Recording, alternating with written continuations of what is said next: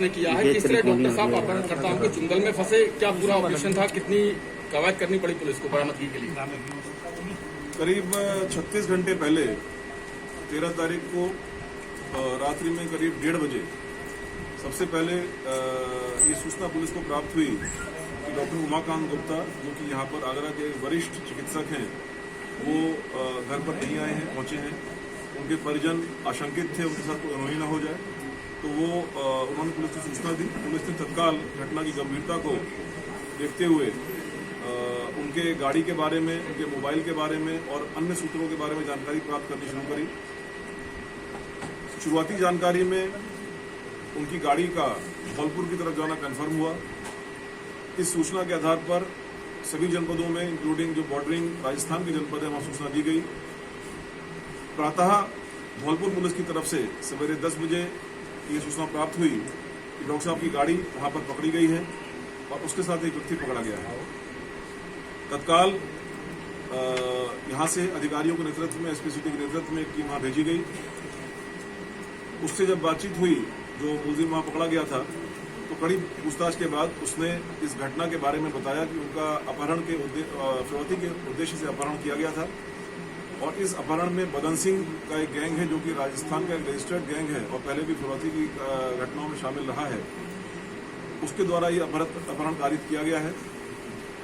उसने धौलपुर में जिस जगह पर डॉक्टर साहब को छोड़ा था उसके बारे में भी बताया। वो जगह धौलपुर और मुरैना के बॉर्डर का बहुत ही भीड़ वाला इलाका है। शाम से ही जो जानकारियां प्राप्त हुई, उस जानकारी के आधार पर रात में शाम से ही कॉम्बिंग शुरू की गई।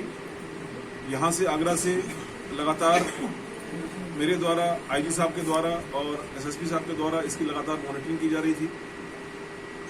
यहां से अतिरिक्त फोर्स भेजी गई और रात्रि में 2:30 बजे आगरा पुलिस और धौलपुर पुलिस के संयुक्त प्रयासों से, संयुक्त ऑपरेशन में डॉक्टर साहब को सकुशल बरामद करने में हमको सफलता प्राप्त हुई। इस दौरान अपहरणकर्ताओं की तरफ से परिजनों को फोन करने का कोई मौका नहीं मिल पाया, क्योंकि शुरुआत से ही पुलिस का दबाव बन गया था कि उनको ये मौका नहीं मिल पाया। लेकिन आज सवेरे उनके घर पर 5 करोड़ रुपए की फिरौती का एक पत्र प्राप्त हुआ है।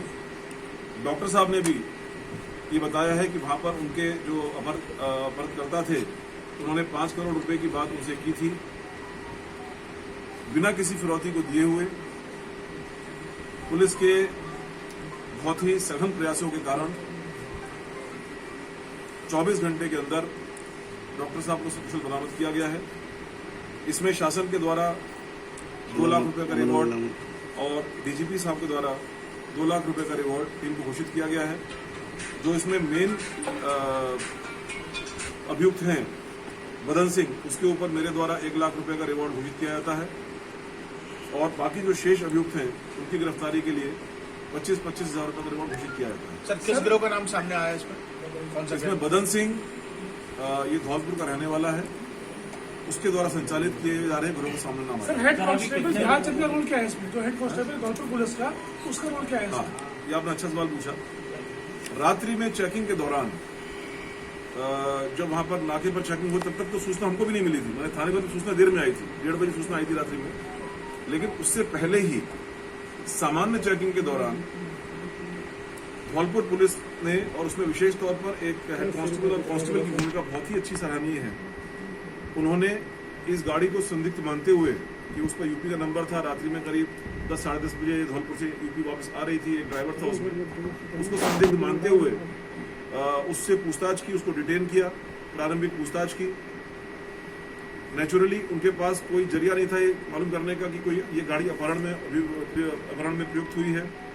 उन्होंने सवेरे इस चीज की इत्तला पुलिस को दी, आगरा पुलिस को दी, और जब आगरा पुलिस वहां पर पहुंची तो वहां पर ये कड़ियां आपस में मिली और धौलपुर पुलिस के उस हेड कांस्टेबल और सब इंस्पेक्टर के बहुत ही सजगतापूर्ण कार्य से और अपने कार्यों और कर्तव्यों के प्रति जो उनकी निष्ठा थी, उसकी वजह से इस केस में एक हमको एक मेजर ब्रेक थ्रू मिला और उसके आगे फिर आगे की पूरी ऑपरेशन कंडक्ट हुई। सर डॉक्टर महिला का क्या रोल है सर? महिला का नाम भी आ रहा है सामने। इसमें एक महिला है जिसका नाम मंगला पाटीदार है। ये गोदिया महाराष्ट्र की रहने वाली है।